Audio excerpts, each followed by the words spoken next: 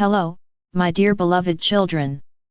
As a follow-up to my previous message today, I want to talk to you about some of the phenomena inherent in the three-dimensional world that you have to get rid of.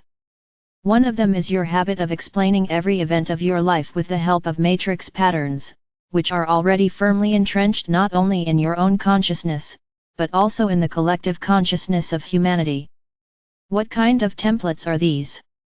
First of all, it is a judgment about something or someone from the standpoint of a dual perception of reality, good-bad, good-evil, strong-weak, right-wrong, fair-unfair, etc., etc.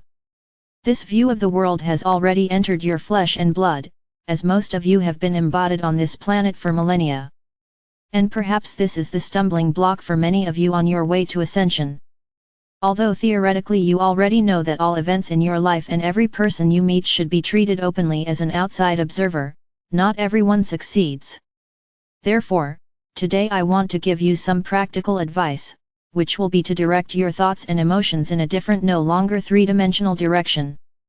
Thus, if the thoughts of an ordinary person flow in a single direction created by a three-dimensional matrix and fall into the river of the collective consciousness of mankind, in which these matrix patterns are concentrated, now you will have to make an effort to ensure that your thoughts find their own channel and flow in a different direction.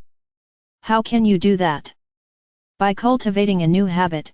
It is to stop yourself every time you want to think by inertia about the events in your life or the life of your country and the planet as a whole. Remember more often that the inertia of your thinking is the very matrix gear that is launched by the Dreh-Sertils so that all your thoughts and emotions go in a circle and are not able to break out beyond the three-dimensional matrix. In the three-dimensional world, such thinking is commonly called rational, which is based on logical reasoning. But, as you already know, it is this type of thinking that completely excludes the voice of your soul, which is initially irrational, because it is most often guided not by human laws, but by divine expediency both for yourself and for all mankind. Therefore, every time you feel that you are reasoning in the old way according to the patterns you are used to, mentally turn to your soul, focusing all your attention on the sixth chakra. If you have already learned to use the chakra scale, you can easily determine by vibrations which thoughts are the product of the three-dimensional matrix and which are your own, prompted to you by your soul. The first vibrate on your lower chakras, and the second ones vibrate on the sixth and above.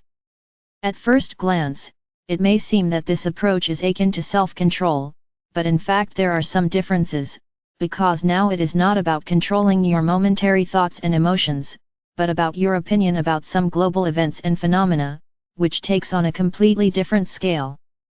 We will stop there today. The Father Absolute, who loved you immeasurably, spoke to you.